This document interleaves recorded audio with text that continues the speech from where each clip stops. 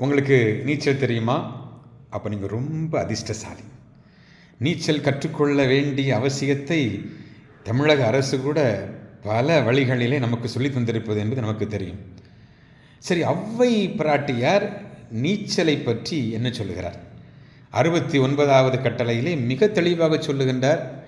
நீர் விளையாடல் என்று சொல்லுகின்றார். நீச்சல் தெரிந்திருந்தாலும் கூட நீர் விளையாடல் என்று சொல்லுகின்றார். ஏன் அவ்வாறு அவர் சொல்ல வேண்டும்? ஏனென்றால் அந்த நீர் என்பது ஆபத்தை விளைவிக்கக்கூடியதாகவும் இருக்கிறது என்பதை ஔவை பிராட்டியார் அறிவார். எனவேதான் நாமும் நீச்சல் கற்றுக்கொள்ள வேண்டும்.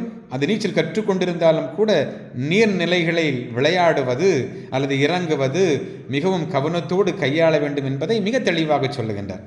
சரி, சங்க காலத்தில் இந்த நீர்நிலைகளை பற்றி நாம் எவ்வாறு அறிந்து கொண்டிருந்தார்கள் என்பதை நாம் அறியணும். ஏனென்றால் சங்க காலத்திலே நமது தமிழ் பெண்கள், தமிழ் ஆடவர் இந்த நீர்நிலைகளை நன்றாக பயன்படுத்தி இருக்கிறார்கள். அதை பற்றி நாம் இப்போ பார்ப்போம். இப்போ நம்ம கடற்கரைக்கு செல்லுகிறோம். அங்கே பார்த்தா அந்த நண்டுகள், சிறிய சிறிய குழிகளில் நண்டுகள் இருக்கும். சில நண்டுகள் கடற்கரை பகுதியில் ஓடிக்கொண்டிருக்கும். அப்போ சங்க காலத்தில் என்ன செய்திருக்கிறாங்க அப்படின்னா, இந்த ஆடவரும் பெண்டிரும் கடற்கரையிலே ஊர்ந்து வருகின்ற அந்த நண்டுகளை ஓடி சென்று பிடித்து விளையாடக்கூடிய அந்த விளையாட்டை விளையாடி இருக்கிறார்கள். அந்த விளையாட்டினுடைய பேர் என்ன தெரியுமா? அலவன் ஆடல். அலவன் என்றால் நண்டு, நண்டை பிடித்து ஆடுதல் என்பது பொருள். அடுத்த விளையாட்டு என்னென்னா, அதுக்கு பேர் ஓரை. நமது சங்ககால பெண்கள் என்ன செய்வாங்க அப்படின்னா, அந்த கடற்கரையிலே அந்த ஈர மணலிலே அலைகள் வரக்கூடிய அந்த இடத்திலே அப்படி அலைகள் வந்து சேரக்கூடிய அந்த இடம் அப்படியே நுரையாக இருக்கும் பார்த்துருங்க. அப்போ அந்த கடற்கரை பரப்பிலே அப்படியே கையை அப்படியே பிடித்து கொண்டு வட்டமாக நின்று கொண்டு ஓரை ஓரை என்று சத்தம் போடுவாங்களாம். சத்தம் போட்டுவிட்டு அந்த அலை வரக்கூடிய அந்த பகுதியை நோக்கி, அந்த ஈரமான மண்ணை நோக்கி அப்படியே ஓடுவார்களாம். அப்படி ஓடுகின்ற பொழுது உடல் முழுவதும் நனைந்து, கூந்தல் முழுவதும் நனைந்து அவர்கள் அதிலே ஒரு மிகப்பெரிய ஆனந்த களிப்படைவார்களாம். இது ஒரு சங்ககால விளையாட்டாக இருந்து வந்திருக்கிறது. இன்றைக்கு கூட நம்ம கடற்கரைக்கு நம்ம சுற்றுலா செல்லுகிற பொழுது அல்லது குடும்பமாக செல்லுகிற பொழுது என்ன செய்கிறோம்?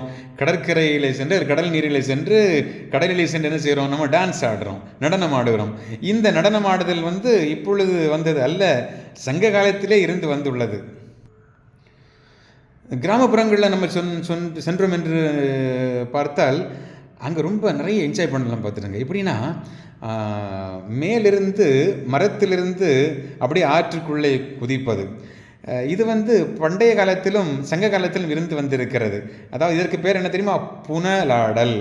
அப்படி என்றால் மேலிருந்து ஆழமான அந்த கடல் பகுதியிலே குதித்து உள்ளே செல்லுதல், அல்லது ஆழமான கிணற்றிலே அப்படியே குதித்து மூழ்கி உள்ளே சென்று அங்கிருந்து மணலை எடுத்துக்கொண்டு வருதல். இது ஒரு விளையாட்டாக அன்றைக்கே இருந்திருக்கிறது. சில பேர் நன்றாக பாய்வார்கள். அப்போ அந்த பாய்தல் இந்த புனலாடல் என்று சொல்லப்படுகிறது. அதே மாதிரி மூழ்கலும் நான் சொன்னது போல ஆழமான அந்த கிணற்றிற்கு உள்ளே சென்று மூழ்கி அதிலிருந்து அந்த மண்ணை எடுத்து வருவது என்பது சங்க காலத்திலே ஆடவர்கள் விளையாடக்கூடிய விளையாட்டாக இருந்திருக்கிறது. நாம் கூட சின்ன வயசில் அப்படி விளையாடி இருக்கலாம். ஆற்றிலே அல்லது குளத்திலே ஆழத்திற்கு சென்று உள்ளே மணலை எடுத்து கொண்டு வெளியிலே நம்மோடு இருப்பவர்களிடம் காட்டி ஆனந்தப்படுவது. அது மட்டுமல்ல, பந்து விளையாட்டு. இந்த பந்தை எடுத்துக்கொண்டு விளையாடுவது. இன்றைக்கும் கூட நாம் குளத்திற்கோ ஆற்றிற்கோ குளிக்க செல்கின்ற பொழுது அந்த விளையாட்டை விளையாடுவதை நாம் பார்த்துருக்கிறோம். நாம் கூட நம்ம விளையாடி இருக்கிறோம். அதற்கு பிறகு நம்ம பார்த்தோம் அப்படின்னா படகு விளையாட்டு. படகு விளையாட்டு என்பது சங்க காலத்தில் மிக சிறந்த விளையாட்டாக இருந்திருக்கிறது. முன்படகு, பின்படகு, வழிப்படகு என்று 3 வகையான விளையாட்டுகள் இருந்திருப்பதை நாம் பார்க்கிறோம். அது மட்டுமல்ல, வண்டர் பாவை. அப்படி வண்டர் பாவை அப்படி என்ன அப்படின்னா, இன்றைக்கு கூட நம்ம பார்ப்போம். இப்போ சின்ன பிள்ளைகள் கடற்கரையில் போகும்பொழுது கடற்கரை அலை பக்கத்தில் அழகாக அப்படியே ஒரு வீடு கட்டுவாங்க. அந்த கடல் அலை அப்படியே அந்த வீடை அப்படியே அந்த அரித்து விட்டு செல்லுகின்றதை பார்க்கிற பொழுது அதிலே ஒரு ஆனந்தம். இதையும் பண்டைய காலத்திலே, சங்க காலத்திலே நமது பெண்களும் ஆண்களும் ஆடவரும் மிக சிறப்பாக இதை விளையாடி இருக்கிறார்கள். மனதிற்கு இதமான விளையாட்டாக இருந்திருக்கிறது என்பதையும் நாம் அறிய வருகிறோம்.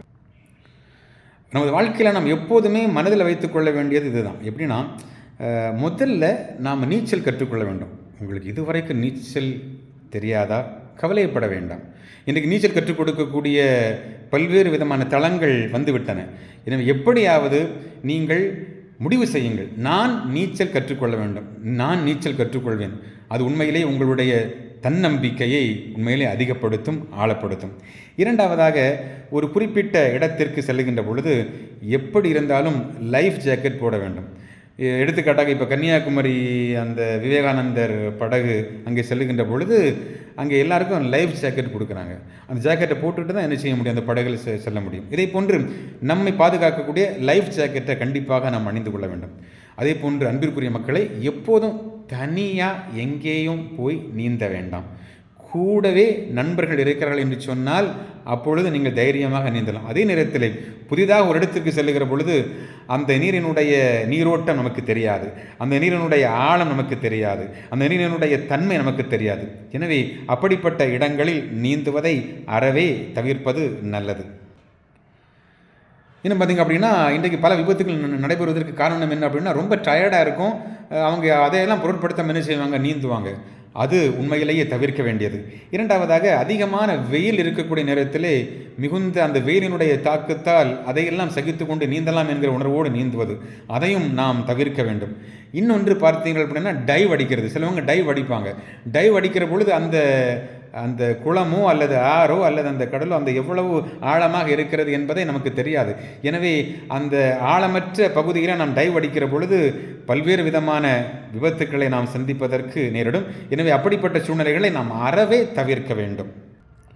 சிலரை பார்த்தீங்க அப்படின்னா, சாப்பிட்டுக்கிட்டே என்ன செய்வாங்க, உடனே அந்த தண்ணீரில் சென்று விளையாடுவார்கள். அதுவும் நாம் மிகவும் கவனத்தில் கொள்ள வேண்டும். அதே சிலவங்க பார்த்தீங்க அப்படின்னா, சாப்பிட்டுக்கிட்டு இருக்கும்பொழுதே சாப்பிட்டு விட்டே நீரிலே சென்று விளையாடக்கூடியவர்களாம் இருப்பார்கள். எனவே அதையெல்லாம் அறவே தவிர்ப்பது நல்லது. நமது வாழ்வை பாதுகாத்துக் கொள்வதோடு பிறருக்கும் உண்மையில் ஒரு பாதுகாப்பானவர்களாக நாம் மாற வேண்டும். விவிலியத்தில் பார்க்கிறோம், இந்த நீரை பற்றி பார்க்கிற பொழுது மார்க்கு 4ஆம் அதிகாரம் 35-41 நம்ம வாசிக்கிற பொழுது என்ன நடக்கிறது, சீடர்கள் எல்லாம் அப்படியே பயந்து நடக்குகிறார்கள். ஆனால் இயேசு என்ன செய்கிறார், காற்றையும் கடலையும் கடிந்து கொள்ளுகிறார். அந்த அளவிற்கு வல்லமையானவர். எனவே அவர் படைத்ததால், அவர் வல்லமையானவராக இருப்பதால் அவர் அந்த காற்றின் மீதும் கடலின் மீதும் அதிகாரம் கொண்டவராக இருந்தார் என்று நாம் வாசிக்கிறோம். அது மட்டுமல்ல, யோவான் 6ஆம் அதிகாரம் 16-21 வரை உள்ள அந்த இறை வார்த்தைகளை நாம் வாசிக்கிற பொழுது என்ன பார்க்கிறோம், இயேசு கடல் மீது நடந்து வருகிறார். எனவே அந்த மனிதர் இந்த நீரின் மீது மிகுந்த அதிகாரம் கொண்டிருந்தார். எனவே இயேசு கடல் மீது நடந்தார் இல்லையா, நானும் நடப்பேன் என்று நாம் ஒருபோதும் முயற்சி செய்யக்கூடாது அன்பிற்குரியவர்களே. எனவே நீச்சல் கற்றுக்கொள்ளுவோம், உண்மையிலேயே அது நமக்கு நல்லது. அதே போன்று ஒரு திடீரென நமது கண் முன்னே ஒருவர் நீரில் மூழ்கிறார் என்று வைத்துக் கொள்வோம். நீரில் மூழ்கினால் என்ன செய்ய வேண்டும், இதை நமது தமிழக அரசு கூட அழகான வழிமுறைகளை எடுத்துச் சொல்லி இருக்கிறது. மிக முக்கியமாக அந்த நீரில் மூழ்கிக் கொண்டிருக்கிறவர் நினைவுடன் தத்தளித்துக் கொண்டிருக்கிறார் என்று சொன்னால், நாம் கயிறு இருக்கிற கயிறை போட்டு கொடுக்கலாம், இல்லது கையில் இருக்கக்கூடிய பொருட்களை போட்டு அதை எப்படியாவது மூழ்காமல் இருப்பதை நாம் உறுதி செய்ய வேண்டும். இரண்டாவதாக, ஒருவேளை அந்த நினைவு இல்லாமல் இருந்தால் என்ன செய்ய வேண்டும், சிபிஆர் முறை. சிபிஆர் எப்படி செய்வது என்பது நமக்கு தெரியும், இல்லைன்னா யூடியூப்பில் போய் பார்த்து நீங்கள் தெரிந்து கொள்ளுங்கள். எனவே இப்படிப்பட்ட முறைகளை நாம் கையாண்டு உண்மையிலேயே நீரினால் பாதிக்கப்பட்டிருப்பவர்களை, பாதித்து கொண்டிருப்பவர்களை, மூழ்கிக் கொண்டிருப்பவர்களை விடுவிக்கக்கூடிய, அவர்களை காப்பாற்றக்கூடிய பணியையும் நாம் செய்வதற்கு அழைக்கப்படுகிறோம். எனவே இந்த நாளிலே நாம் முதல்ல என்ன செய்வோம், நீச்சல் தெரியலைன்னா உடனடியாக நீச்சல் கற்றுக்கொள்வதற்கு நாம் முயற்சி செய்வோம். இரண்டாவதாக, தெரியாத இடங்களிலே நாம் தனியாக சென்று நீந்துவதை தவிர்ப்போம். மூன்றாவதாக, எப்பொழுது நாம் ஒரு குழுவாக சென்றாலும் லைஃப் ஜாக்கெட்டை நாம் அணிந்துவிட்டு நாம் செல்லுவோம். நான்காவதாக, எப்பொழுதுமே நாம் முன்னெச்சரிக்கையுடன் இருந்து சாப்பிட்டு கொண்டோ அல்லது மிகுந்த சோர்வாக இருக்கும் பொழுதோ நீந்துவதை அல்லது புதிய ஒரு இடத்திலே சென்று டைவ் அடிப்பதை நாம் தவிர்ப்போம். இந்த நடைமுறைகளை எல்லாம் நாம் கையாண்டால் நிச்சயமாக நம்மையும் நாம் பாதுகாத்துக் கொள்ளுவோம், பிறரையும் பாதுகாத்துக் கொள்வோம். அதற்கான செயல்முறைகளிலே நாம் இன்றிலிருந்து நாம் இறங்குவோம், அதற்கான நடவடிக்கைகளை தொடங்குவோம். இந்த நாள் இனிய நாளாகிட வாழ்த்துக்கள். நன்றி.